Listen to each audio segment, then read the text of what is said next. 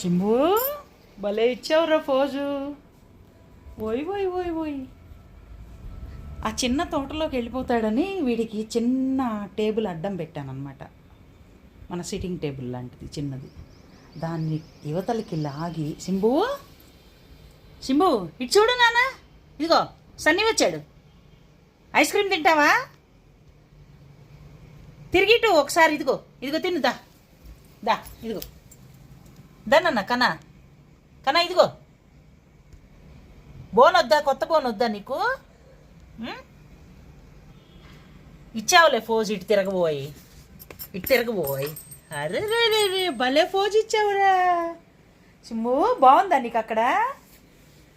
శంభు బాగుందా? చల్ల చల్లగా ఉందా? ఇంకా అవతలకి వెళ్ళమాకే నాన్న. Good bye. అబ్బాబ్బాబ్బాబ్బా ఏం ఫోజులు ఇస్తున్నావురా. చూసారా, ఎలాగైనా సరే అక్కడే కూర్చోవాలి. ఎండ అక్కడే వస్తుంది, చల్లదనం అక్కడే ఉంటుంది.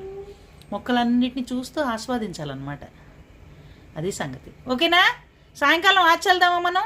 వీకెండ్ కదా ఇవాళ. ఓకేనా?